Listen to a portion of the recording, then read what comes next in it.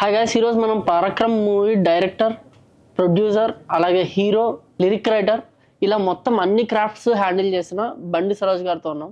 So అది కాకుండా ఆయన ఇదివరకు కూడా చాలా మూవీస్ చేశారు, అవన్నీ కూడా యూట్యూబ్లో ఉన్నాయి, మీరు చూడొచ్చు. కానీ ఈ స్పెసిఫిక్ పాడ్కాస్ట్ ఏదైతే ఉందో దీన్ని మూవీ సెంట్రిక్గా తీసుకెళ్ళట్లేదు. నాకు as a person, as Krishna, నాకు ఆయన మూవీస్ కంటే కూడా ఆయన ఫిలాసఫీ మీద ఎక్కువ ఇంట్రెస్ట్ అనమాట. సో దానికోసం ఆయన ఇంటర్వ్యూస్ అన్ని డిగ్ చేస్తూ ఉంటే I found his personality very very interesting.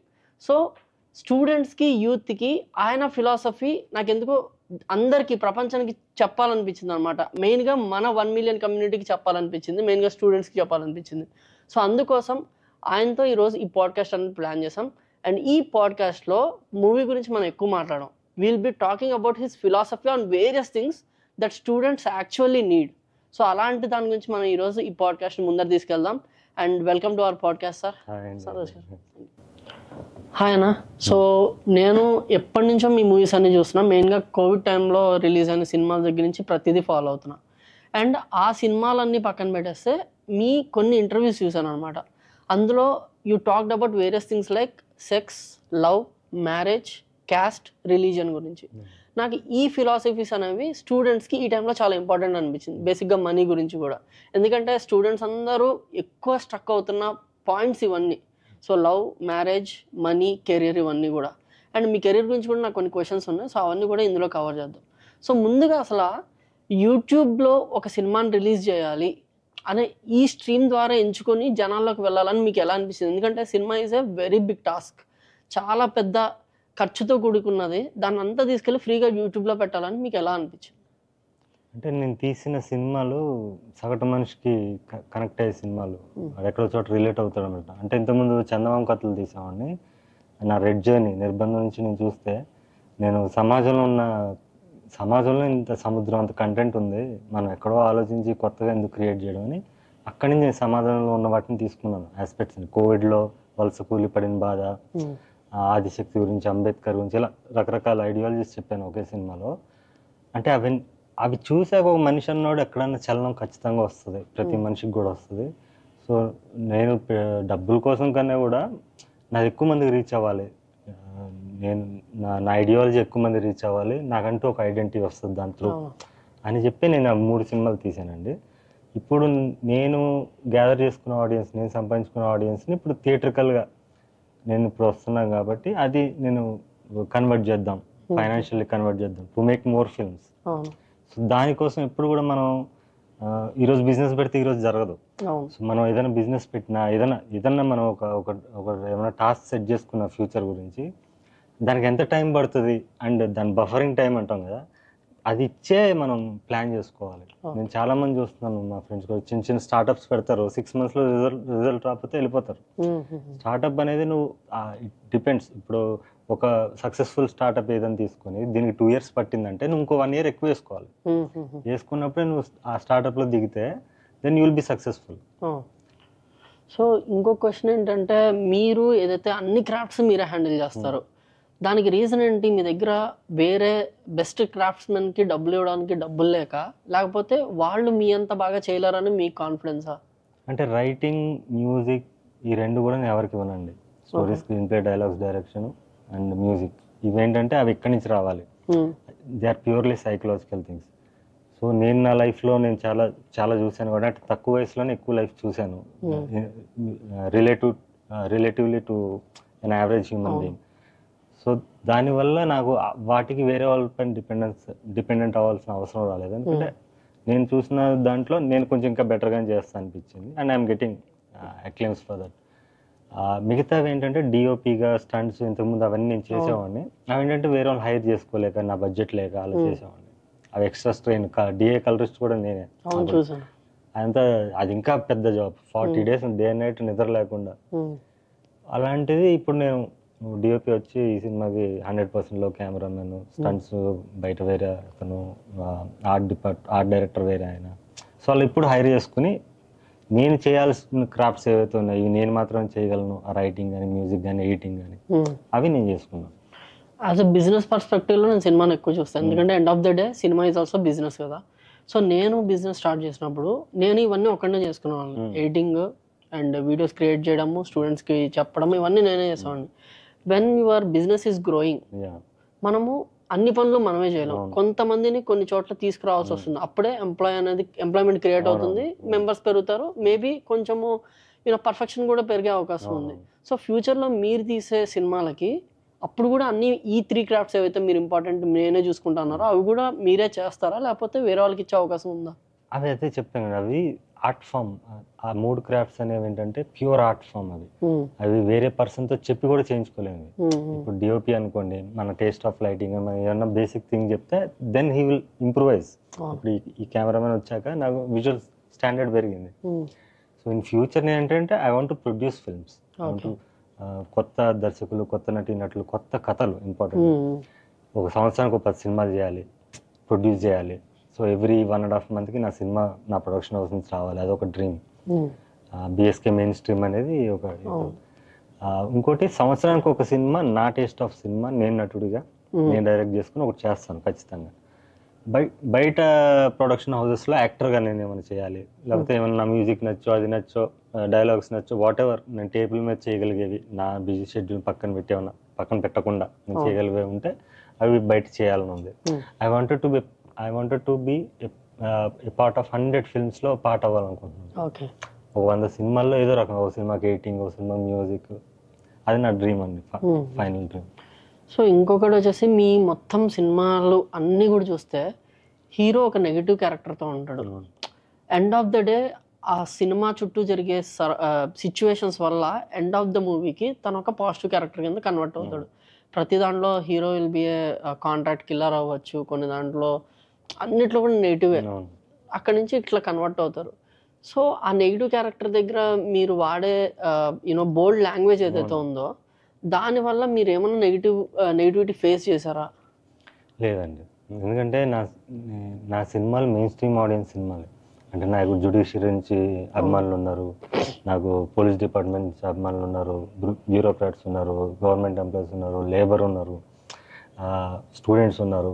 అంటే రకరకాల సెక్షన్స్ నుంచి తెలివైన వాళ్ళు, ఎవరైతే వరల్డ్ సినిమాకి ఎక్స్పోజ్ అయిన వాళ్ళు, లేకపోతే ఎవరికైతే అందరు ప్రేక్షకులు అందరు కూడా హృదయాత్మక అది ఉండదు.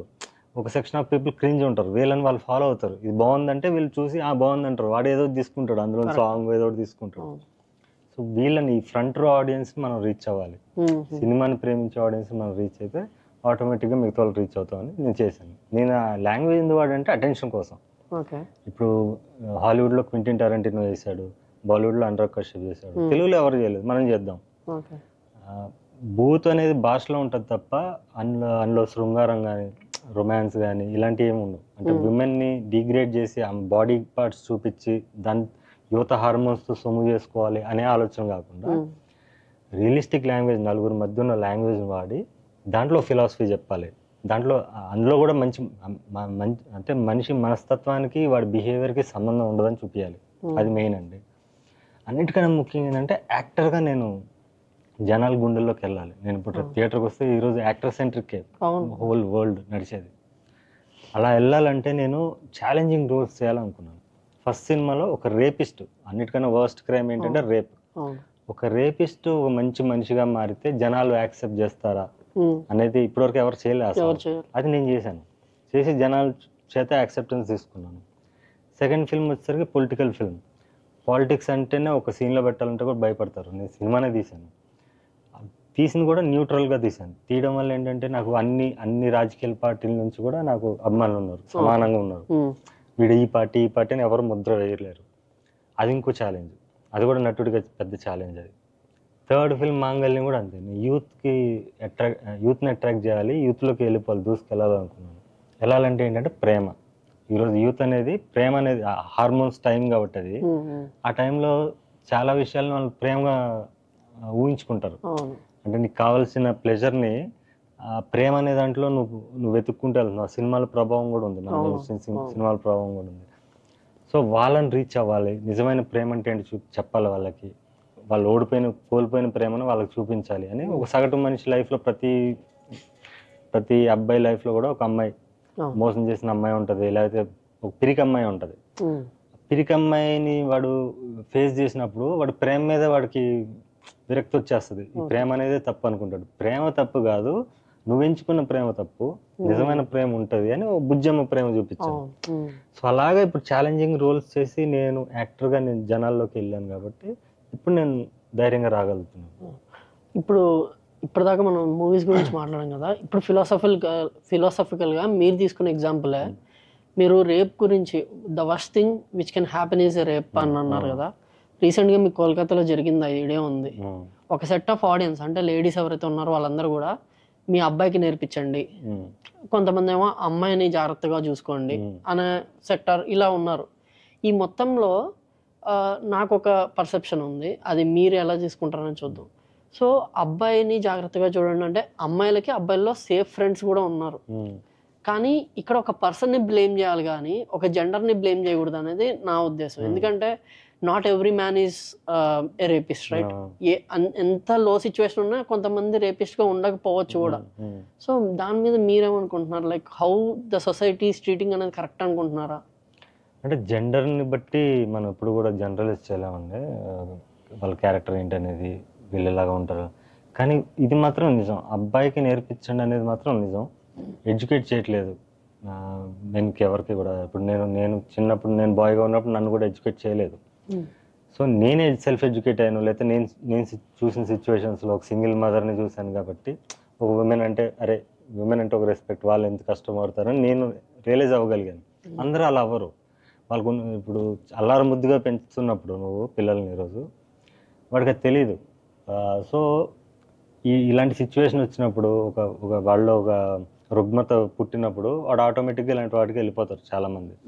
సో అదైతే నిజం, అబ్బాయిలను ఎడ్యుకేట్ చేయాలి, ఉమెన్ రెస్పెక్ట్తో చూడాలని చిన్నప్పటి నుంచి నేర్పడం అనేది మాత్రం నిజం. ఎందుకంటే women is a fragile gender అండి. ఇక్కడనే కాదు, మీరు ఎనీ వైల్డ్ లైఫ్లో తీసుకున్నా కూడా సింహాలు తీసుకోండి. ఇప్పుడు లైనస్ అనేది ఎంత పవర్ఫుల్లో అంత ఫ్రెజైల్ కూడా. మగసింహాలు 2-3 కొట్టుకుని ఒక మగసింహాన్ని సామ్రాజ్యాన్ని చంపేసి మళ్ళీ అదే ఆడసింహాన్ని లొంగ తీసుకుంటారు వేరే మగసింహాలు వచ్చి. అందులో ఆల్రెడీ ఈ మగసింహాన్ని పుట్టిన పిల్లల్ని చంపేస్తాయి, దాని ముందే చంపేస్తాయి ఆడసింహం ముందే.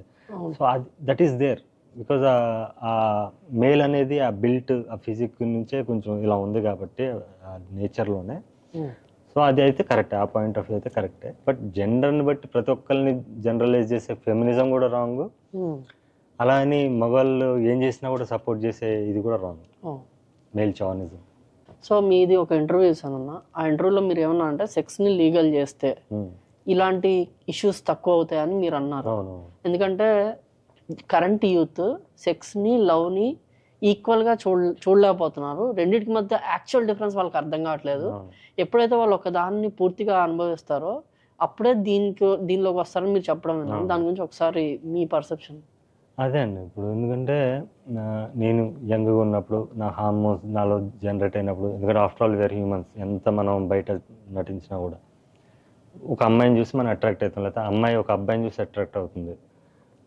అది చూసి అట్రాక్ట్ అయ్యే ప్రేమ ఏదైతే ఉంటుందో ప్రేమ కాదంటాను, దట్ ఈస్ ఇన్ఫాక్చుయేషన్. లేకపోతే నీలో హార్మోన్స్ ఉన్నాయి కాబట్టి నీకు ఆపోజిట్ సెక్స్ని వెతుక్కుంటున్నావు, అది ప్రేమ కాదు అని ఫస్ట్ నువ్వు టెస్ట్ చేసుకో.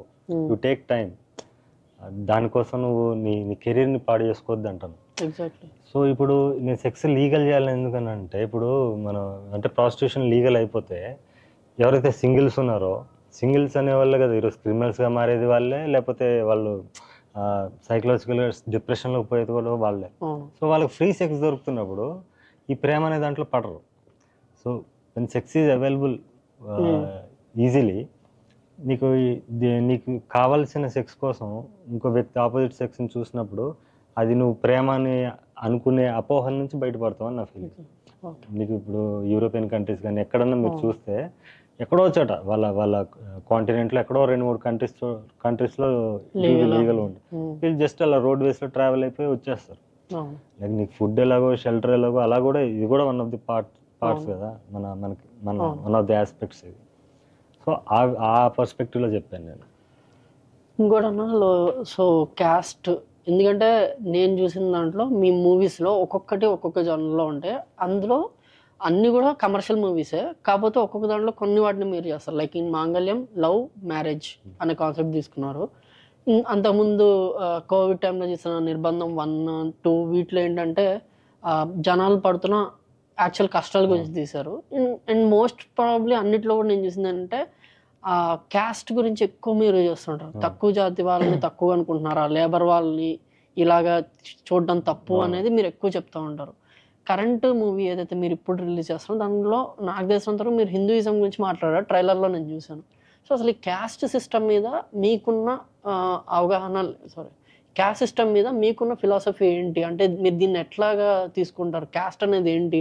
తక్కువ వాళ్ళని పైకి తీసుకురావడమా, ఎక్కువ వాళ్ళని తక్కువ చేయడమా? క్యాస్ట్ సిస్టమే పోవాలనండి. మీకు ఎట్లా అంటే ఇప్పుడు ఎకనామిక్ సిచ్యువేషన్, అది వాళ్ళకున్న స్టాండర్డ్స్ బట్టి వాళ్ళని డివైడ్ చేయాలి. అబోవ్ ఇంత ఇన్కమ్ ఉంటే నువ్వు ఏ, ఈ మధ్యలో ఇన్కమ్ ఉంటే బి, బిలో ఇన్కమ్ ఒక level of income, annual income కన్నా ఉండాల్సిన ఇన్కమ్ కన్నా తక్కువ ఉంటే సి. ఇలా డివైడ్ చేస్తే ఇప్పుడున్న అన్ని క్యాస్ట్లలో వాళ్ళు సెపరేట్ అయిపోతారు. పర్మిటేషన్స్ అండ్ కాంబినేషన్స్ మారిపోతాయి.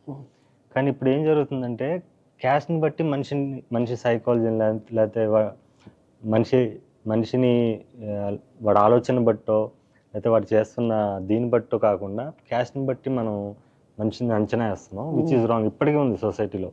మీరు పల్లెటూళ్ళకి వెళ్తే ఇప్పటికీ ఉంది. సో కులం అనేది ఏంటి అని నేను మాంగళ్యం సినిమాలో చెప్పాను. కులం అంటే పుట్టుకు కాదు, నీ పొటెన్షియల్. అంబేద్కర్ బ్రాహ్మణుడు, అబ్దుల్ కలాం బ్రాహ్మణుడు. బ్రాహ్మణుడు అంటే ఎవరు అంటే మన దీంట్లో హిందూ బ్రాహ్మణుడు అంటే దేవుడు తల నుంచి పుట్టినవాడు. అంటే who is more brainy is Brahman. So Ambedkar is more brainy. Abdul Kalam is more brainy. He is Brahman according to this. Next భుజబలం ఉన్నాడు రాజు. అంటే ఇప్పుడు మన బౌన్సర్లు, సెక్యూరిటీ గార్డులు, సైనికులు ఎవరైతే ఉంటారో మన సైన్యం కానీ, అంటే భుజబలంతో అంటే వాడు ఫిజికల్ స్ట్రెంగ్త్ ఉన్న వ్యక్తిని రాజుతో పోలుస్తాం. సో వాళ్ళందరూ రాజులు. సో ఈ క్యాస్ట్ సిస్టమ్తో నువ్వు డివైడ్ చేయడం వల్ల వాడికి ఉన్న పొటెన్షియల్ని బట్టి కాకుండా వాడు పుట్టుకు బట్టి నువ్వు చేస్తున్నావు కదా. ఇప్పుడు మన జిహెచ్ఎంసీ వర్కర్స్ కానీ, మున్సిపల్ జాబ్ చేసేవాళ్ళు, వాళ్ళందరూ కూడా శూద్రులు. శూద్రులు అంటే నాట్ దేర్ క్యాస్ట్, వాళ్ళు చేసే జాబ్. అంటే స్కావెంజింగ్ ఇస్ ఎ జాబ్. ఇప్పుడు మనకి ప్రకృతిలో రాబందులు కావాలి, పులి కావాలి, జింకలు కూడా కావాలి, ఈ చెట్లు కావాలి, ఇలా రకరకాలు ఉన్నాయి. అలాగే ఇది కూడా అంటే నీ వృత్తిని బట్టి నీ క్యాస్ట్ ఉండాలి కానీ నీ పుట్టుకు బట్టి ఉండకూడదని. ఇప్పుడు శూద్రుడికి ఒక బ్రాహ్మణుడు పుట్టచ్చు, అంటే తెలివైన కుర్రోడు పుడితే అతను బ్రాహ్మణుడు, ఆయనే అంబేద్కర్. సో అలాగా మనం అప్పట్లో పురాణాల్లో ఉన్నది అదే, బట్ చెప్పింది అదే. కానీ మనం మిస్ఇంటర్ప్రిట్ చేసి మన తాతలు కానీ ముత్తాతలు కానీ వాళ్ళు అప్పట్లో ప్రిమిటివ్ కల్చర్ నుంచి అప్పుడే బయటకు వస్తున్నారు కాబట్టి ఈ క్యాస్ట్ పేరుతో వాళ్ళని సప్రెస్ చేసాం మనం. అందుకే ఇప్పటికీ మనం రిజర్వేషన్ యాక్సెప్ట్ చేసి ముందుకు తీసుకెళ్తాం. ఎందుకంటే అప్పుడు సప్రెషన్ గురైన వాళ్ళందరూ పైకి వచ్చే వరకు, ఓ సమానత్వం వచ్చే వరకు కూడా అది కంటిన్యూ అవుతుంది. మరి దీన్ని ఎట్లా తీసుకోవాలన్నా, ఇప్పుడు ఫర్ ఎగ్జాంపుల్ సమానత్వం ఉన్నంత వరకు కంటిన్యూ అవ్వాలి. కానీ కొన్ని ఫ్యామిలీస్లో అంటే ఇప్పుడు ప్రతి జనరల్ క్యాండిడేట్ బాగా డబ్బులు ఉన్నవాడు కాదు, ప్రతి అదర్ క్యాస్ట్ పీపుల్ బాగా తక్కువ ఉన్న వాళ్ళు కాదు. సో ఈ డిస్పారిటీ అనేది సొసైటీలో ఉంది కదా. అప్పుడు ఏమవుతుందంటే ఈ ఎవరైతే తక్కువ ఎకనామిక్ సిచ్యువేషన్లో ఉన్న ఓసీ ఉన్నారో, జనరల్ కేటగిరీ వాళ్ళు ఉన్నారో, వాళ్ళు ఆబ్వియస్గా వీళ్ళ మీద నెగిటివిటీ తెచ్చుకుంటారు. It is a common thing. వేరే వాడికి నాకంటే ఎక్కువ, నాతో సమానంగా చదువుకున్న కూడా నాకు ఇతనంత రాలేదన్నప్పుడు ఇతను ఆ నెగిటివిటీని తెచ్చుకుంటారు. మరి దీన్ని ఏ రకంగా చూస్తారు మీరు? అంటే దీంట్లో రెండు కోణాలు ఉన్నాయండి. నేను 10th క్లాస్ ఇంటర్మీడియట్లో చదివేటప్పుడు 10th క్లాస్ నుంచి నాకు ఒక ఫ్రెండ్ ఉండేవాడు. అతను దళిత్ కమ్యూనిటీ, అచ్చయ్యనగర్లో ఉండేవాడు, నల్లకుంట దగ్గర ఒక మాస్ బస్తీలో ఉండేవాడు అనమాట. వాళ్ళ ఇంటికి వెళ్ళేవాడు నేను. పెద్ద ఫ్యామిలీ, చిన్న ఇంట్లో ఉండేవాళ్ళు. వాళ్ళు కష్టపడి వాళ్ళ నాన్న ఫ్యాక్టరీలో ఎక్కడో జాబ్ చేస్తూ, ఎక్కడో వేరే ఊర్లో చేస్తూ వీళ్ళని ఇక్కడ డబ్బులు పంపిస్తూ వీళ్ళు చేసేవాడు. అతను ఆ అబ్బాయికి నాకన్నా పెద్ద ర్యాంక్ వచ్చింది. పెద్ద ర్యాంక్ అంటే నెంబర్స్లో పెద్ద ర్యాంక్ వచ్చింది. నాకు చాలా చిన్న ర్యాంక్ వచ్చింది. తనకు ఫ్రీ సీట్ వచ్చింది ఇంజనీరింగ్లో. నాకు కౌన్సిలింగ్ దగ్గర కూడా వెళ్ళలేదు, నాకు ఫ్రీ సీట్ వచ్చేది కాదు. నేను పేమెంట్ సీట్ తీసుకోవాలి. ఎందుకంటే నేను ఓసి, తనకు రిజర్వేషన్ ఉంది. I was very happy. He deserves it. ఇప్పుడు అతనికి జాబ్ వచ్చి అతను స్థాయికి వచ్చాక ఆ ఫ్యామిలీ మారుతుంది. అఫ్కోర్స్ నేను అంత చిన్న ఇంట్లో ఉన్నా, నేను ఇలా ఉన్నా కూడా నాకు సైకలాజికల్గా స్ట్రెంగ్త్ ఉంది. అంటే నన్ను సైకలాజికల్గా నన్ను ఎవడో క్యాస్ట్ విషయంలో నా పుట్టుకతోనో నన్ను తక్కువ చేసిన వాళ్ళు లేరు. ఓకే. సో దానివల్ల నాకు కొంచెం ఆ రిలీఫ్ అన్న ఉంది. సో నేను గ్రో అవ్వడానికి నాకు కొన్ని స్కోప్ ఉంది. ఆ అబ్బాయికి స్కోప్ లేదు. ఆ బస్తీ నుంచి బయటికి రావాలి ఒక వ్యక్తి అంటే తనకి రిజర్వేషన్ హెల్ప్ అయింది, నా ముందు గ్రో అయ్యాడంటే I was very happy. So నా ఆలోచన అలా ఉంది కాబట్టి నేను ఎస్ మన తాతలు తప్పు చేశారు కదా, వాళ్ళు అక్కడి నుంచి సపరేషన్ గురయ్యారు, ఇప్పుడు వస్తున్నారు రా అనే ఫీలింగ్ అయితే ఒకటి ఉంది. అదొకటి. ఇంకొకటి వచ్చేసి ఇప్పుడు ఏబిసి అని మీకు చెప్పాను కదా, వాళ్ళకు ఉన్న స్టేటస్ని బట్టి వెల్త్ని బట్టి మీరు డివైడ్ చేయండి ఏబిసి అని. అలా డివైడ్ చేయడానికి ఎవడు వస్తాడు ముందు చెప్పండి? పొలిటికల్ సిస్టమ్ నుంచి అవ్వాలి. ఇప్పుడు బీజేపీ వచ్చింది అనుకోండి అలా డివైడ్ చేస్తామని, దాన్ని అడ్డం పెట్టుకుని కాంగ్రెస్ వాళ్ళు గెలిచేస్తారు. చూసారా మీకు ఇవన్నీ పోతాయి, మీకు ఏబీసీ అని చెప్పి వాళ్ళు నచ్చిన వాళ్ళు పెట్టుకుంటారు అని చెప్పేస్తారు. అదే కాంగ్రెస్ పెట్టింది అనుకోండి బీజేపీ వాళ్ళు. సో రాజకీయ పార్టీలు ఏవైతే ప్రధాన పార్టీలు 2 ఉన్నాయో 3 ఉన్నాయో 4 ఉన్నాయో వీళ్ళందరూ కలిసి ఎస్ ఈ రిజర్వేషన్ సిస్టమ్ తీసి ఇలా ఇద్దాం, హూ యాక్చువల్లీ డిజర్వ్స్ అని మనం సర్వే చేసి ఇద్దాం అనే ప్రక్రియ కొనసాగిద్దాం అనడానికి వీళ్ళందరూ అగ్రిమెంట్ మీద రావాలి, విచ్ ఇస్ నాట్ పాసిబుల్. ఎందుకంటే వాళ్ళందరూ ఆ క్యాస్ట్ మీద రిలీజన్ మీద ఓట్లు దండుకుంటున్నారు. సో అది ఆ సిస్టంలో అది రావడం కష్టం, ఇప్పట్లో అసాధ్యం. సో అది సాధ్యం అవ్వాలంటే మనుషులు ఎడ్యుకేషన్ రావాలి, అవేర్నెస్ రావాలి. ఎడ్యుకేషన్ అంటే నాట్ జస్ట్ చదువు. ఎడ్యుకేషన్ అంటే ఇప్పుడు నేను చెప్పినవి ఇలాంటివి ఉన్నాయి, వాడు ఆలోచించి ఇప్పుడు ఒక హేట్రెడ్ పెంచుకోకుండా ఉన్న సిస్టంలో మనం ఎలా సర్వైవ్ అవ్వాలి అండ్ మనకి బ్యాక్గ్రౌండ్లో మన తాతలు చేసిన మిస్టేక్ని మనం క్యారీ చేస్తున్నాం, nothing wrong and I have psychological comfort compare to them అని ముందుకెళ్తే ఆ ప్రాబ్లం రాదని నా ఫీలింగ్. ఇంకొక నా దగ్గర ఉన్న ఒక ఎగ్జాంపుల్ అన్న, మా ఊర్లోనే అతనికి ఆల్మోస్ట్ ఒక 10-15 ఎకరాలు పొలాలు ఉన్నాయి. హీస్ ఫ్రమ్ యూనో లో అప్పర్ క్యాస్ట్ అనమాట. మీరు ఫైనాన్షియల్గా డివైడ్ చేయమన్నారు కదా, అతనికి నాతో పాటు వాళ్ళ కొడుకు నాతో పాటు ఇంజనీరింగ్ చేరాడు, కానీ అతను జనరల్ కేటగిరీయే, కానీ తనకి ఏంటంటే ఈ ఫీ రియంబర్స్మెంట్ ఇవన్నీ వస్తున్నాయి. అంటే తన ఎకనామికల్గా నేను డౌన్ ఉన్నా అని చెప్పి గవర్నమెంట్కి ప్రూఫ్స్ చూపించుకుంటున్నాడు. మరి ఇలాంటి సిచ్యువేషన్లో ఎట్లా దీన్ని మార్చచ్చు? అంటే దీని గురించి మీరు చెప్పినట్టు అన్ని పొలిటికల్ పార్టీస్ దగ్గర రావాలంటే అది జరగని పని. సో ఒక మనిషి తను వాలంటీర్గా నా దగ్గర డబ్బులు ఉన్నాయి కాబట్టి వేరే వాళ్ళకి ఇస్తే పర్లేదా అని అతనికి ఆ ఫీలింగ్ రావాలి. సో ఇది ఏ రకంగా సాధ్యం అవుతుంది? అవి లూప్ హోల్స్ ప్రతి చోట ఉన్నాయండి. ఆ సిస్టమ్ తనంతట అది గ్రో అవ్వాలంటే ప్రశ్నించే వాళ్ళు ఎక్కువ మంది పుట్టాలంటే వాళ్ళ ఆలోచన పుట్టాలి. నా ఫ్రెండ్ ఒక అతను ఉన్నాడు, అతను పెద్ద ఫామ్ హౌస్ ఉంది, ఒక 25 ఎకరాల ఫామ్ హౌస్ ఉంది. ఇప్పటికీ అతనికి రైతు బంధు వస్తుంది. సరదా నవ్వుకుంటూ చెప్తాడా నాకు రైతు బంధు పడింది అని. నేను మరి నీకు ఏం అవసరం, ఇంత డబ్బు ఉంది నీ దగ్గర, ఆ రైతు బంధు అంటే దాన్ని నడుస్తుంది మెయింటెనెన్స్కి వాటికి. సో అతను పెట్టుకోగలిగినా కూడా గవర్నమెంట్ ఇస్తుంది కదా అని పెట్టుకుంటున్నాడు. సో గవర్నమెంట్ ఇచ్చేటప్పుడు ఇవన్నీ చూసి ప్రాపర్ సర్వే చేసి ఇవ్వాలి. ఆ సర్వే ప్రాపర్గా ఎందుకు ఉండదంటే లోకల్ ఎమ్మెల్యే ఇన్ఫ్లుయెన్సో. సో రాజకీయ నాయకుడు ఫైనల్గా ఆ రికమెండేషన్ వాటి పడాల్సిందే తన ఓటర్స్కి తను సాటిస్ఫై చేసుకోవాలంటే. సో ఈ సిస్టమ్ మారంటే ఫస్ట్ ఓటర్లో మార్పు రావాలి. ఓటర్లో మార్పు రావాలంటే సెల్ఫ్ అవేర్నెస్ రావాలి. ఇప్పుడు మనలాంటి వాళ్ళు ఆర్ట్ ద్వారానో మిగతా ఇప్పుడు చాలామంది ఎన్జిఓస్ ఉంటారు, సోషల్ వర్కర్స్ ఉంటారు, వాళ్ళంటే హై రెస్పెక్ట్. సో వాళ్ళందరూ కూడా ఇలాంటి థాట్ ప్రాసెస్ని జనాల్లోకి తీసుకెళ్ళాలి. Takes time. ఇప్పుడు ఇది పక్కన పెట్టేస్తే ఇప్పుడు మన స్టూడెంట్స్, మనకి ఉన్న కమ్యూనిటీ మోస్ట్లీ స్టూడెంట్స్ అన్న. ఎందుకంటే మాకు రోజు మెసేజెస్ వస్తూ ఉంటాయి, అన్న నేను ఇట్లాగా లవ్ ప్రాబ్లంలో ఉన్నాను, నా ఏజ్ 19-20, అంటే వాడు బీటెక్ ఫస్ట్ ఇయర్ సెకండ్ ఇయర్లో ఉంటారు. సో అతను ఏంటంటే that is the time where his career deviates అనమాట. ఏదో అంటే ఇంటర్ అయిపోయిన తర్వాత ఒక ఆశతో డ్రీమ్స్తో ఇంజనీరింగ్కి వచ్చాక అక్కడ లవ్ అని అదని, లేకపోతే ఈ మధ్యకాలంలో డ్రగ్స్ అని, they are getting deviated.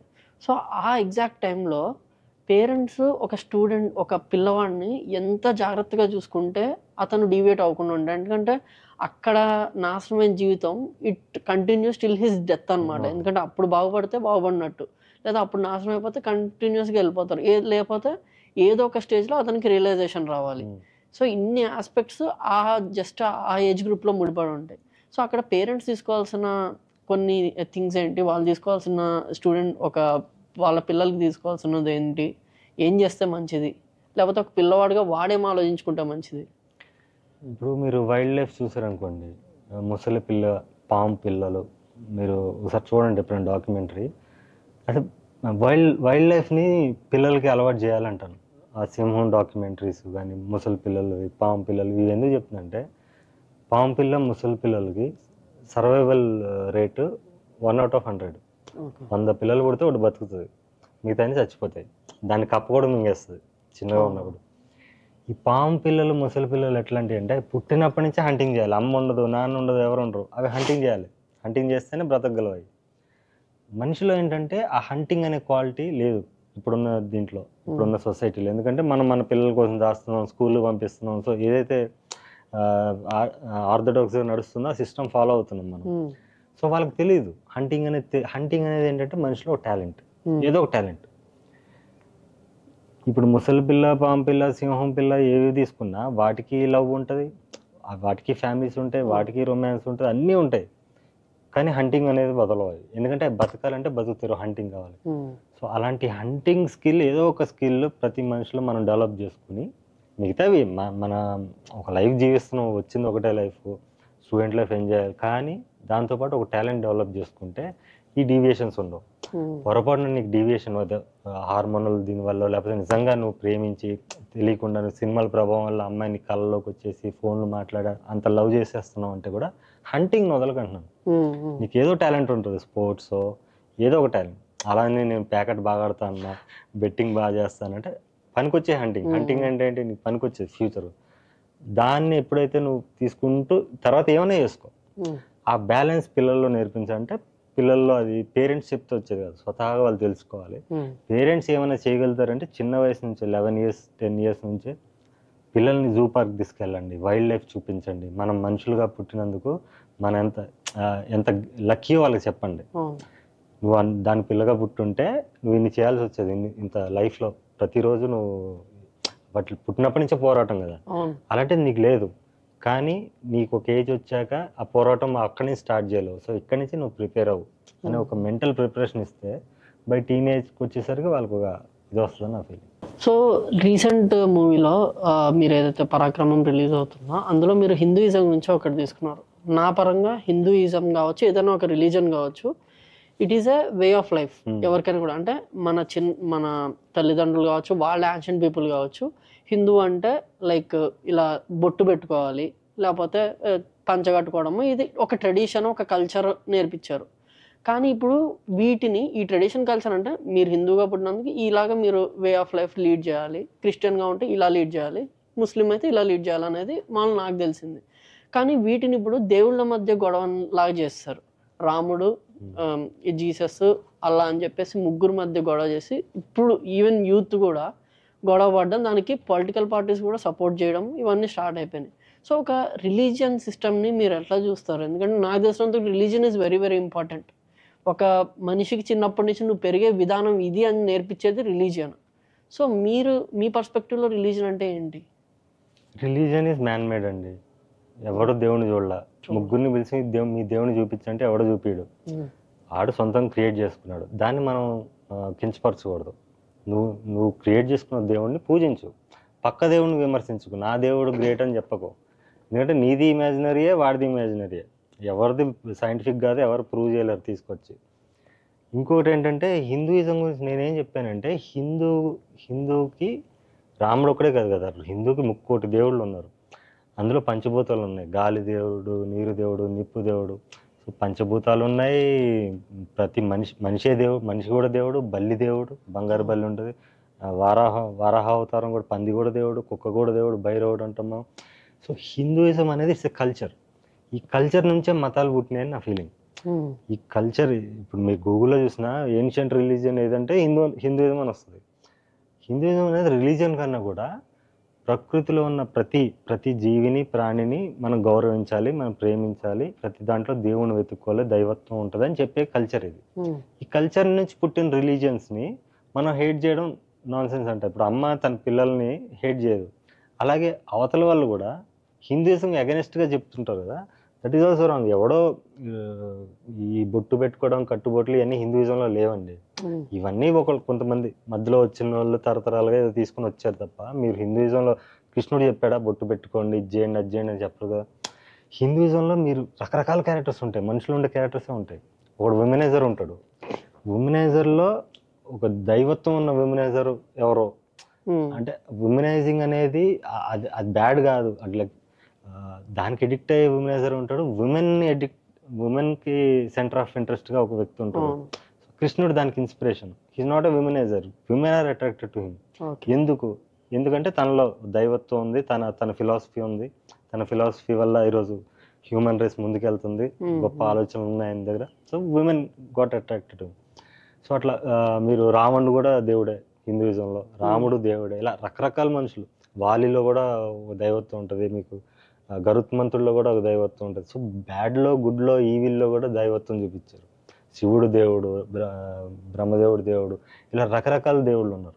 So ప్రతి జీవిలో, ప్రాణిలో దేవుని వెతుక్కునేది హిందూయిజం కాబట్టి మిగతావే religions. Hinduism is not religion అంటాను. సో నేనేమనుకుంటా అంటే, ఫర్ ఎగ్జాంపుల్ ఇప్పుడు మీరు దేవుడు ఉన్నాడా లేడా అనే కాన్సెప్ట్ దగ్గర చాలా మంది డిస్కషన్ చేస్తూ ఉంటారు. సో ఒక పని మనం చేసేటప్పుడు దానికి మన సైడ్ నుంచి ఎఫర్ట్స్ పెడతాం, కానీ ఇంకొక ఎక్స్టర్నల్ ఫోర్స్ నాకు హెల్ప్ చేస్తుంది అని నమ్మినప్పుడు ఆ పనిని మనం ఇంకా ఫాస్ట్గా, ఇంకా మంచిగా చేయడానికి వస్తుంది. సో ఎక్స్టర్నల్ ఫోర్సే దేవుడు అనేది నా కాన్సెప్ట్ అనమాట. అంటే నేను పర్సనల్గా గుడికి వెళ్ళడం ఇదంతా తక్కువ. మినిమం నేను ఒక బ్రాహ్మణుడినే, నేను గుడికి వెళ్ళడం ఇవన్నీ తక్కువ, కానీ నేను దేవుడు అంటే నా కాన్సెప్ట్ ఇది. కానీ కొంతమంది వచ్చి, ఇప్పుడు నాకు తెలిసిన వాళ్ళు కొంతమంది వచ్చి ఇలా ఉండాలి, ఇలా చేస్తేనే దేవుడు చేస్తాడు, లేకపోతే ఈ పూజ చేస్తే దేవుడు వస్తాడని. సో నేను అలాంటి దానికి కొంచెం నమ్మను అనమాట. నేను వెంకటేశ్వర స్వామి తిరుపతికి వెళ్తాను, కానీ వెళ్తే నేను ప్రశాంతత కోసం వెళ్తాను. ఎందుకంటే నేను నమ్మే ఒక ఎక్స్టర్నల్ ఫోర్స్ అక్కడ ఉందని చెప్పి అందరు నమ్ముతున్నారు. ఆ సపోర్ట్ నాకు వస్తుంది అనుకుంటాను. సో మేబీ ఇలాగా ఆలోచిస్తే ఏమన్నా కొంచెం గొడవలు తక్కువ అవుతాయా? ఇది చెప్పేవాళ్ళు ఎవరు అంటే, నేను ఇవన్నీ మీకు ఎందుకు చెప్తున్నానంటే, మేబీ మీ సినిమాల ద్వారా నేను చెప్పినట్టు ఒక ఎక్స్టర్నల్, ఒక నెగిటివ్ హీరోని మీరు ఎండింగ్ వచ్చేసరికి సిచ్యువేషన్ ద్వారా పాజిటివ్లో కన్వర్ట్ చేస్తారు. సో ఒక సినిమా అనే మెయిన్ స్ట్రీమ్ మీడియా జనాల్లోకి ఒక మార్పుని తీసుకొస్తుందని నేనైతే నమ్ముతాను. సో మేబీ మీరు ఇలాంటి కాన్సెప్ట్స్ మీద కూడా చేస్తే. ఇప్పుడు నేను అదే చెప్పాను, హిందూయిజం గురించి ఏం చెప్పానంటే, అల్లా కూడా దేవుడే హిందువులకి, సాయిబాబా మనకు దేవుడే, ఆయన మరి వేరే రిలీజన్. జీసస్ కూడా దేవుడే మనకి. సో మనకు అందరూ దేవుళ్ళు అంటే Hinduism is vast, it is not limited. So ఈ లిమిటెడ్ రిలీజియన్స్ కూడా మనలో పార్టే. వాళ్ళు మనం హేట్ చేయకూడదు. మనల్ని వాళ్ళు హేట్ చేస్తున్నారంటే వాళ్ళు కూడా తెలుసుకోవాలి. ఇది నేను చెప్తాను. వాళ్ళు ఎవరిని హేట్ చేస్తారు? మీ మతం ఇది అదే అని కించపరిచే వాళ్ళు ఉంటారు, దీంట్లోనే ఉంటారు. ఈ హిందూయిజం నుంచి వచ్చిన వాళ్ళే. వాళ్ళకేంటి, వాళ్ళకు ఐడెంటిటీ కావాలి, దీన్ని సెంట్రిక్గా పెట్టుకుని మనం ఏదో మనకంటూ ఒక పాపులారిటీ పెంచుకోవాలనుకునే వాళ్ళు తప్ప, వాళ్ళు కూడా అంతే, అందులో ఐడెంటిటీ కోరుకునే వాళ్ళు తప్ప, అందులో కూడా majority of people they respect other religions. ఇస్లాంలో కూడా వాళ్ళు అంటే వాళ్ళ దేవుని గట్టిగా నమ్ముతారు, చేస్తారేమో, కానీ మిగతా రిలీజియన్స్ కూడా ఈక్వల్ రెస్పెక్ట్ ఉంటుంది. మీకు పాకిస్తాన్లో ఈరోజు విరాట్ కోహ్లీకి ఫ్యాన్స్ అంటే ఆట చూసి ఫ్యాన్స్ అయ్యారు, అక్కడ రిలీజన్ అనేది రాదు. సో మనిషి ఫైనల్గా మనిషే. ఈ రిలీజన్ కోసం గొడవ పడే వాళ్ళు చాలా తక్కువ పర్సెంట్ ఉంటారు. వాళ్ళు మనకి ఎక్కువ అరుస్తుంటారు కాబట్టి అందరూ ఇలా అయిపోయారేమో అనుకుంటాం. బట్ మన చుట్టుపక్కల మనకు ముస్లిం ఫ్రెండ్ ఉంటాడు, మనకు క్రిస్టియన్ ఫ్రెండ్ ఉంటాడు, మనకు చాలా హెల్ప్ చేసిన వాళ్ళు ఉంటారు వాళ్ళు. సో అలా ఏమి ఉండదు అన్న. Coming back to your films అన్న, మీరు మాంగళ్యం అనే సినిమాకి స్టార్టింగ్లో ఒక టైటిల్ కార్డ్స్ వేసే ముందు మీరు ఈ మాట చెప్పారు, నా సినిమాకి ఈ సినిమా చూసిన తర్వాత మీరు దీన్ని వెలకట్టినట్టయితే కింద ఫోన్పే నెంబర్కో గూగుల్ పే నెంబర్కో ఇంత అమౌంట్ సెండ్ చేయండి, మీ వెల బట్టి, ఐ మీన్ మీరు వేసిన డబ్బులు బట్టి నా సినిమా వెల నేను ఇది అనుకుంటాను అన్నారు. సో ఇలాగా ఈ గట్ ఫీల్ ఎలా వచ్చింది మీకు? అంటే యూట్యూబ్లో పెట్టి ఇలా అడిగి కూడా డబ్బులు సంపాదించవచ్చు అంటే సినిమాకి ఆడియన్సే వెలకట్టడం అనే కాన్సెప్ట్ మీకు ఎందుకు అనిపించింది అసలు? అదే నేను ఆ సినిమాలు అనుకున్నప్పుడే, అంటే ఫస్ట్ నిర్బంధం నుంచి మొదలైంది. ఆ కరోనా టైంలో నా భావోద్వేగంతో తీసి సగటు మనిషి దీన్ని కనెక్ట్ అవుతాడు అనే గట్ ఫీలింగ్ ఉంది. సో దీన్ని కనెక్ట్ అయినవాడు ఖచ్చితంగా అరే ఫ్రీగా చూసాంరా, దీనికి డబ్బులు వేయాలరా అని ఒకటి వస్తుంది బయటికి అనే ఫీలింగ్తోనే చేశాను. అది నాకు ఇంకా పెద్ద ఛాలెంజ్. ఇప్పుడు నేను అంత ఫ్రీగా వదిలి నాకు డబ్బులు వెనక్కి రావాలంటే అంత అద్భుతంగా ఉండాలి, అంత హార్డ్ హిట్టింగ్ ఉండాలి, అంత యూనిక్ ఉండాలి, అంత ఇంటెన్స్ ఉండాలి. సో అది నాకు ఇంకా ఫిల్మ్ మేకింగ్ స్టాండర్డ్ పెంచింది, నా రైటర్గా, డైరెక్టర్గా, నటుడిగా ముఖ్యంగా నాకు పెంచింది. సో మీ మాంగళ్య సినిమాకి నా సైడ్ నుంచి నేను కూడా 400 వేసాను అన్న. నేను అంటే తెలుసుకోవచ్చలేదు నాకు తెలియదు, దానికి మీకు వచ్చిన రెవెన్యూ ఎంత? అది పెట్టిన దానికి అటు ఇటుగా వచ్చింది. నేను రెవెన్యూ కోసం కంటే కూడా జనాల్లో మనం దూసిపోవాలి. ఇప్పుడు నేను ఆ సినిమా నేను ఒక ఆడియన్స్గా చూస్తే కూడా మర్చిపోతాను డబ్బుల సంగతి. అరే అద్భుతమైన సినిమాని మెసేజ్ చేస్తాను నేను. లేదా కమెంట్ పెడతాను. ఎగ్జాక్ట్లీ. ఆ స్టార్టింగ్ అడిగింది కూడా మర్చిపోతాను. నేను మళ్ళీ మళ్ళీ గుచ్చి కూడా అడగను. అవునవును. ఒక్కసారి ఎందుకంటే వాళ్ళకి అనిపిస్తే ఇస్తారు. సో అనిపించి ఇచ్చిన వాళ్ళు, లేకపోతే గుర్తు పెట్టుకుని మళ్ళీ ఇచ్చిన వాళ్ళు అలా చాలా తక్కువ మంది ఉన్నా కూడా ఎక్కువ ఇచ్చారు. అవును. దానివల్ల సో అది నేను కూడా కన్ఫ్యూజ్ అయ్యాను. వెల కట్టండి అంటే దీన్ని వెలను మనం ఎలా కడతాం అని చెప్పి నా దగ్గర ఉన్న అమౌంట్ నేను వేసాను అనమాట. ఇప్పుడున్న లేటెస్ట్ సినిమా ఆస్పిరెంట్స్ ఎవరైతే ఉన్నారో, డైరెక్టర్స్, లేకపోతే యాక్టర్స్, వీళ్ళందరూ మీరు ఎంచుకున్న బాటను వాళ్ళు ఎంచుకోపోవడానికి కారణం ఏంటి? మీరు ఎంచుకున్నది సక్సెస్ఫుల్ రూట్. మీరు ఈరోజు ఇంత ఎత్తుకెదిగారు, ఇంత సక్సెస్ అయ్యారు, అండ్ మీరు మెయిన్ స్ట్రీమ్ సినిమాలో డైరెక్ట్గా రిలీజ్ చేసుకోగలుగుతా అంటే నాకు తెలిసి దాని వెనకాల చాలా స్ట్రగుల్ ఉంది. కానీ దానికి ఒక బీజం వేసింది అయితే మీరు యూట్యూబ్లో రిలీజ్ చేయడం వల్లే. సో ఎందుకని ఇప్పుడు యంగ్ డైరెక్టర్స్ అవుదాం అనుకుంటున్నారు, వాళ్ళు ఎందుకు ఈ రూట్ ఎంచుకోకూడదు? అది నాకు తెలియదండి. ఇంకోటి, నేను తీసిన సినిమాలు నా జీవితం నుంచి వచ్చినాయి కాబట్టి, నా సంభాషణలు కానీ, నా నటన కానీ, సో నాలాంటి జీవితం చాలా తక్కువ మంది చూస్తుంటారు. ఆ చూసిన వాళ్ళు సినిమాల్లోకి వచ్చిన వాళ్ళు చాలా చాలా తక్కువ మంది ఉంటారు. అంటే ఇప్పుడు నాలాంటి జీవితం చూసిన వాళ్ళు 100లో ఒకడు ఉన్నాడు అనుకోండి. ఫర్ ఎగ్జాంపుల్, ఒకడు రోడ్ కాంట్రాక్టర్ అవుతాడు, ఒకడు ఇంకోటి ఇంజనీర్ అవుతాడు, ఇంకోటి సాఫ్ట్వేర్ ఇంజనీర్ అవుతాడు, ఒకడేమో బిజినెస్ చేసుకుంటాడు. ఇలా రకరకాలుగా వెళ్తారు. అందులో సినిమా ఇంట్రెస్ట్ ఉన్న వాళ్ళు ఇంకా తక్కువ ఉంటారు కదా. ఈ 100లోంచి ఒకళ్ళందరినీ తీసి ఇంకో 100 చేస్తే అందులో ఒకడు ఉంటాడు. మళ్ళీ అందులో ఆ ఒకడికి ఆ యాటిట్యూడ్, ఆ ధైర్యం, నా ఎంత ధైర్యమే మొదటి సినిమా నుంచి 2010లో నేను తీసిన పోర్కలం అనే సినిమా నుంచి ధైర్యమే. అంత చీకటిగా కలర్స్ లేకుండా, డీసెల్ లేకుండా ఒక సినిమా తీయడం అనేది అది అప్పట్లో ధైర్యం. ఇప్పుడంటే పెద్ద పెద్ద సినిమాలు అక్కడి నుంచి ఇన్స్పైర్ అయినాయి. సో ప్రతి అడుగు నేను ధైర్యంగా వేసాను. It started paying off right from నిర్బంధం. అది కూడా ఏంటంటే నేను యాక్టర్గా నా ఫుల్ పొటెన్షియల్ నేను చూపించడం మొదలుపెట్టిన దగ్గర నుంచి స్టార్ట్ అయింది. ఈ పాడ్కాస్ట్ స్టార్టింగ్ లో మీరు బూతులు ఇవి వాడడం అనేది ఆడియన్స్ అట్రాక్షన్ గ్రాప్ చేసుకోవడానికి ఇనిషియల్ అటెన్షన్ కోసం గ్రాప్ చేసుకోవడానికి అని చెప్పారు. సో కొన్ని అవసరం లేని చోట కూడా మీరు వాడారా అని అంటే మీరు దానికి ఏమంటారు? నోవే, నేను సమాజంలో ఉన్న బూతుల కన్నా చాలా తక్కువ వాడాను. అంటే ఆ సెక్షన్ ఆఫ్ పీపుల్లో వాళ్ళు అలా మాట్లాడతారు, ఇంకెక్కువే మాట్లాడతారని నేను ఇంకా తగ్గించాను. సో వాళ్ళు రియల్గా నేను చూపించాలనిపించింది వరల్డ్కి. అంటే దాంట్లో కూడా మంచి వాళ్ళు ఉంటారు. వాడి భాష ఇప్పుడు అదే వాడు హీరోయిన్ గురించి మాట్లాడినప్పుడు మాంగళ్యంలో తిడుతూనే మాట్లాడతాడు. ప్రేమించేటప్పుడు కూడా సో అండ్ సో డాష్ అని చెప్పి మాట్లాడతాడు. అది కూడా ప్రేమతోనే మాట్లాడతాడు.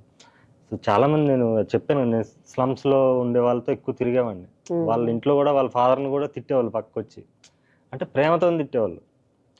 మా అయ్య ఇట్లా రాట్రా అని మాట్లాడేవాళ్ళు. So that is there. అది రియలిస్టిక్గా నాకు చూపించే ఆస్కారం అక్కడ ఉంది కాబట్టి, ఆ ఇండిపెండెన్స్ ఉంది కాబట్టి అక్కడ పూర్తిగా వాడుకున్నాను, వినియోగించుకున్నాను. కానీ దాంట్లో కూడా మీకు క్లాసిక్స్ చూపించాను. ఆ 3 సినిమాలు కూడా మీకు జీవితం చూపించాను. సో అవి రియలిస్టిక్గా యాజ్ ఇట్ ఈజ్ ఉన్నదాన్ని, ఉన్న కాన్వర్జేషన్స్ అలాగే చూపించాలని చెప్పి ఫిల్టర్ లేకుండా చూపించాను. ఓకే. ఇంకొకటి క్వశ్చన్ ఏంటంటే మీరు ఇంకో క్వశ్చన్ ఏంటంటే మీరు ఈ మూవీస్ అన్ని తీసేది లీడ్ క్యారెక్టర్, అంటే ఇప్పుడు హీరో సెంట్రిక్ క్యారెక్టర్స్ ఉంటాయి, క్యారెక్టర్ ఓరియంటెడ్ లేకపోతే స్టోరీ ఓరియంటెడ్ ఉంటాయి. మీరు మొత్తం కూడా హీరో ఓరియంటెడ్ తీస్తారు. There is no template. అంటే ఈ point first hero introduction song రావాలి, నెక్స్ట్ జోక్ రావాలి, తర్వాత స్క్రీన్ ప్లే కూడా అలా ఉండదు, జనరల్గా అలా వెళ్తూ ఉంటుంది. సో అండ్ హీరో సెంట్రికే వేస్తుంటారు బేసిక్గా. దానివల్ల ఏమన్నా మీకు కొంచెం ఎక్కువ విజిబిలిటీ పెరిగింది అని మీరు అనుకుంటున్నారు? ఎందుకంటే మెయిన్ స్ట్రీమ్లో ఇప్పుడు వచ్చే జనాలు, ఆడియన్స్ ఈ టెంప్లెట్ ఓరియంటెడ్ సినిమాని అసలు రిజెక్ట్ చేసేస్తున్నారు, ఓన్లీ క్యారెక్టర్ ఓరియంటెడే తీసుకొస్తున్నారు. సో అదే దానివల్ల మీకు కొంచెం విజిబిలిటీ పెరిగింది, జనాల్లో ఇంట్రెస్ట్ పెరిగింది అనుకుంటున్నారా? నా హైయెస్ట్ పొటెన్షియల్ యాక్టింగ్ అండి. నా యాక్టింగే సినిమాని ముందు తీసుకెళ్తుంది. నేను ఓన్లీ డైరెక్షన్ చేసినప్పుడు వేరే యాక్టర్స్ని పెట్టుకున్నప్పుడు పొటెన్షియల్ యాక్టర్ కిషోర్ని పెట్టుకుని చేశాను పోర్కలం అని. ఇది మన భీమిలి కబడ్డీ జట్టులో కోచ్ క్యారెక్టర్ వేసాడు, ఫ్యామిలీ మెంబర్ వేసాడు ఆయన అప్పట్లో 2010లో. ఆయన షూట్ జరిగేటప్పుడే అన్నాడు నాతో, ఇందులో మీరే చేస్తుంటే బాగుండేది అన్నాడు. లేదండి నేను మ్యాచ్గా మిమ్మల్ని ఇమాజిన్ చేసుకున్నాను, నేను చెప్పేటప్పుడు అంతా అబ్జర్వ్ చేసి, లేదు మీరు చేస్తుంటే ఎంటర్టైనింగ్ ఉండేది, you have something in you అంటే నాకు తెలుసు. అప్పటికే నా మనసులో ఉన్నది ఆయన పసిగట్టేశాడు ఎప్పుడో 4-5 డేస్లోనే షూట్ అప్పుడే. సో నాకు అది ఫస్ట్ నుంచి ఉంది. నేను అది ఎప్పుడైతే ఎగ్జిబిట్ చేయడం స్టార్ట్ చేశానో అప్పుడు ఎక్కువ జనాలు కనెక్ట్ చేయగలుగుతున్నాను. ఫైనల్గా జనాలు కనెక్ట్ అయ్యేది ఒక ఐడియాలజీ, ఒక మనిషిగా. ఆ మనిషి నుంచే క్రియేటివిటీ మొదలు పెట్టాను నేను. అప్పుడు నేను డైరెక్టర్గా సక్సెస్ఫుల్ అయింది తప్ప ఓన్లీ డైరెక్షన్ చేసి కథని దృష్టిలో పెట్టుకుని ఒక నటుడితో ఇలా ప్లాన్ చేసుకుని వెళ్ళినప్పుడు, ఆర్గనైజ్డ్గా వెళ్ళినప్పుడు నేను సక్సెస్ అవ్వలేదు.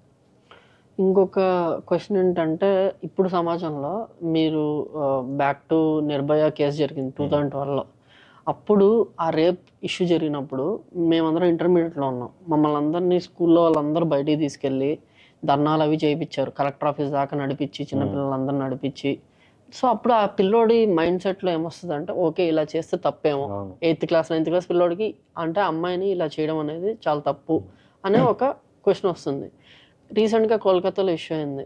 జనాలు దాన్ని అంత హైలైట్ చేయట్లేదు. అండ్ బూతులు అమ్మాయిని తిట్టడం, ఏదైనా ఒక విషయం జరిగితే అమ్మని తిట్టడం మనకి బేసిక్గా నార్మల్ నోటికి వచ్చే బూతులు అవే.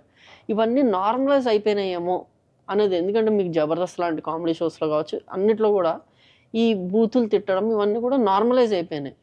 జనరల్ ఇది కామన్ అనుకున్నారు. రేపు పొద్దున ఇలాంటి ఒక ఇష్యూని మనం హైలైట్ చేయబోతాం. అంటే రేప్ కావచ్చు, కొన్ని సెన్సిటివ్ ఇష్యూస్ని. రీసెంట్గా ఒక యూట్యూబర్ ఇష్యూ కూడా జరిగింది, మీకు చూసే ఉంటారు. సాయిధరం తేజ్ గారు వచ్చి ట్వీట్ వేస్తే తప్పించి అందులో మనకి ఎటువంటి ఇబ్బంది లేదు. యూట్యూబ్లో అందరూ చూసారు, దానికి కొన్ని లక్షల్లో వ్యూస్ కూడా ఉన్నాయి.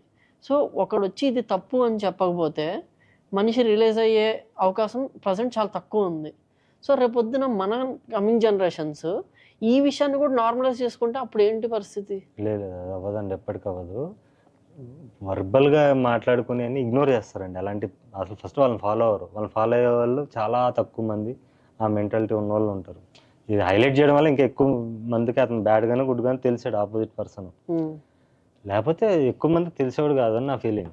లేకపోతే ఎవరన్నా మిగతా పాడ్కాస్ట్లు నచ్చి అది ఒక్కటి నచ్చకపోతే స్కిప్ చేసి వెళ్ళిపోయేవాళ్ళేమో తప్ప దాన్ని అంత సీరియస్గా తీసుకోరని నా ఫీలింగ్. ప్లస్ రేప్ నార్మలైజ్ అవ్వడం అనేది ఇట్స్ నాట్ పాసిబుల్ నెవర్. ఎందుకంటే మనిషి రేప్ అనేది ఎంత నైట్ మేర్ అనేది మనిషి ఊహించగలడు. అంటే ఒక శరీరం మనకి ఇష్టం లేని వ్యక్తి బలవంతంగా మన ఇలా కట్టేస్తేనే మనం ఉండలేం, కట్టేసి చేస్తేనే మనం ఉండలేం, కిడ్నాప్ చేస్తేనే. అంటే రేప్ అనేది నెక్స్ట్ లెవెల్ కదా, అది బిగ్గెస్ట్ క్రైమ్. దాని గురించి అవేర్నెస్ అఫ్కోర్స్ మీరు చెప్పినట్టు అవేర్నెస్ రావాలి, కానీ చాలా తక్కువ మందికి ఆ సెన్సిబిలిటీస్ లేకుండా ఉంటుందని నా ఫీలింగ్. కానీ ఈ మధ్యకాలంలో మనకి తెలిసి నేను దానికోసమే సెక్స్ని లీగల్ చేయాలి అనేది. మీకు రేప్ కేసు క్రైమ్ తగ్గుతుంది, ప్లస్ యువత తప్పుదారి పట్టకుండా ప్రేమ అనే వల్ల పడకుండా ఈ హంటింగ్ని కంటిన్యూ చేస్తారు. దీనికోసం చెప్తున్నాను ఇన్ గుడ్ వే చెప్పి వాళ్ళకి. ఇప్పుడు వన్స్ సెక్స్ లీగల్ అయిపోయి ప్రాస్టిట్యూషన్ అనేది లీగల్ అయితే కనుక మీకు చూడండి క్రైమ్ చాలా వరకు తగ్గిపోద్ది. మీరు థాయిలాండ్ లాంటి కంట్రీ అటు ఇటు వెళ్తే అక్కడ క్రైమ్ రేట్ మిగతా చూడండి డ్రగ్స్ విషయంలో వాటి విషయంలో ఉంటుంది తప్ప ఈ ఉమెన్ పైన అత్యాచారాలు ఇవన్నీ చాలా తక్కువ ఉంటాయి. ఫైనల్గా వచ్చేసి మీ పరాక్రమం సినిమా 22nd రిలీజ్ అవుతుంది. అండ్ మీ తెలుగులో మీ ఫస్ట్ థియేట్రికల్ రిలీజ్ అని నేను ఎక్స్పెక్ట్ చేస్తున్నాను, అంతే కదా? సో దీనికి ఆడియన్స్ రెస్పాన్స్ ఎలా ఉంది? ఎందుకంటే ఇన్ని రోజులు మిమ్మల్ని యూట్యూబ్లో మీకు ఒక కల్ట్ ఫ్యాన్ బేస్ ఉంది, వాళ్ళందరినీ మీరు సినిమాకి తీసుకురాగలరు అనుకుంటున్నారా? అది చేస్తున్నానండి, పబ్లిసిటీ చేస్తున్నాం. మీడియా సపోర్ట్ కొంచెం సగం మీడియా సపోర్ట్ లేదు. నేను కూడా మాట్లాడాను, ఫ్రస్ట్రేట్ అయి మాట్లాడాను. ఎందుకంటే నా ఆడియన్స్ అందరూ స్కాటర్ అయిపోయి ఉన్నారు, రకరకాల సెక్షన్స్లో ఉన్నారు. దే ఆర్ నాట్ సోషల్ మీడియాలో రెగ్యులర్గా ఉండేవాళ్ళు కాదు, they are not social media addicts. వాళ్ళని నేను రీచ్ అవ్వాలంటే రకరకాల మీడియంస్లో మళ్ళీ వెళ్ళి రీచ్ అవ్వాలి. నేను ఎప్పుడు సబ్స్క్రైబ్ చేయండి నన్ను ఫాలో అవ్వండి అని చెప్పను. నేను ఎప్పుడో సంవత్సరానికి ఒక సినిమా యూట్యూబ్లో వదిలేవాడిని. ఇప్పుడు వాళ్ళందరినీ నా సినిమా వస్తుందని వాళ్ళకి తెలిస్తే నా థియేటర్స్ ఫిల్ అవ్వడం స్టార్ట్ అవుతాయి. ఎందుకంటే నేనంటే ఒక ఎమోషన్గా డెవలప్ చేసుకున్న పీపుల్ ఎక్కువ మంది. నా సినిమాలే ఎమోషన్ కాబట్టి. సో 22న థియేటర్కి వచ్చి నా ఫ్రంట్ రో ఆడియన్స్ వరకు వచ్చి చూసినా కూడా మారిపోద్ది. సో ఆబ్వియస్గా మీ మూవీ బ్లాక్ బస్టర్ అవ్వాలని చెప్పి కోరుకుంటున్నాను. దాంతోపాటు మీ ఫిలాసఫీస్ ఏవైతే ఉన్నాయో వాటిని సినిమా ద్వారా ఎక్కువ మంది తీసుకెళ్ళడానికి మీరు ఇంకా ఎఫర్ట్స్ అయితే పెట్టండి. ఎందుకంటే చెప్పినట్టు మీ ఆడియన్స్ మిమ్మల్ని చూసి ఇష్టపడిన వాళ్ళు, మీ ఫిలాసఫీని చూసి ఇష్టపడిన వాళ్ళు. రీసెంట్గా చూస్తే ఇందాక బయట మనం చూసినప్పుడు కూడా ఆయన అంటే నాకు పిచ్చి అంటున్నాడు, కానీ సినిమా ఎప్పుడు రిలీజ్ అవుతుంది తెలియదు. అంటే మీ మాటలు చూసి వాళ్ళు ఇష్టపడ్డారు అనమాట. సో మీ మాటల్ని సినిమా రూపంలో తీసుకెళ్లి జనాల్లోకి ఇంకా ఎక్కువ వైడ్ గా స్ప్రెడ్ చేయాలని కోరుకుంటున్నాను. And as your fan I'm ending this podcast. Thank you so much. Thank you. So guys, this is the podcast with బండి సరోజ్ గారు. సో బేసిక్గా నేను ఎప్పుడు కూడా సినిమాలు నేనే ఎక్కువ చూడను బేసిక్గా, కానీ ఈ సినిమా నేను ఎందుకు చెప్తున్నానంటే he's a man with philosophy అనమాట. ఆ ఫిలాసఫీని సినిమా రూపంలో చూపించినప్పుడు అందులో ఒక పర్సనాలిటీని మనం అర్థం చేసుకుని వాటి ద్వారా మనం కొన్ని ఇన్సైట్స్ అనేవి తీసుకోవచ్చు. కాబట్టి ఇలాంటి ఒక పర్సన్ని నేను ఈ పాడ్కాస్ట్ తీసుకురావడం జరిగింది. అది కూడా యూత్కి ఎక్కువ కనెక్ట్ అవుతుంది కాబట్టి యూత్లో మంచిని ఎట్లాగా తీసుకురావాలి, డిఫరెంట్ యాంగిల్స్లో సొసైటీని ఎట్లా చూడాలి అన్న దానికే ఈ పాడ్కాస్ట్ చేయడం అనేది జరిగింది. So thanks for supporting and I'm Krishna signing off.